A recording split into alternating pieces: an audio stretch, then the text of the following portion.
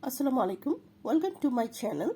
In this video, I discuss Psoas Major muscle and its clinical importance. At first, the origin and insertion of the Psoas Major muscle.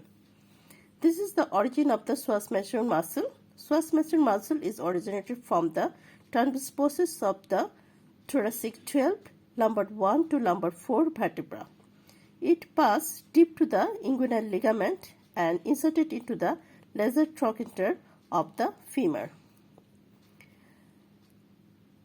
Psoas Major muscle is rectoperitoneal and the iliopsoas muscle lies under the appendix, and this Psoas Major muscle lies deep to the fascia lata, sartorius muscle, rectus femoris muscle and femoral artery, and posteriorly it is separated from the capsule of the hip joint by a bursa, iliac bursa.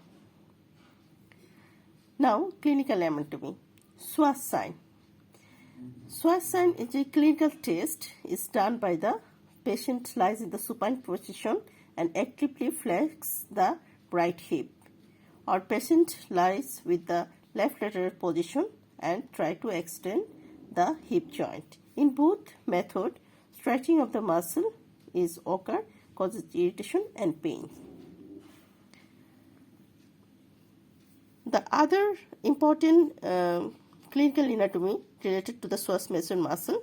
Psoas Major muscle is covered by a sheath known as the Psoas sheath, and pus present in the lumbar vertebra cannot extend anteriorly due to there is a ligament, the anterior longitudinal ligament. Due to this, pus goes laterally and track downward along the Psoas sheath and deep to the inguinal ligament, and it's reached the goen in the femoral triangle.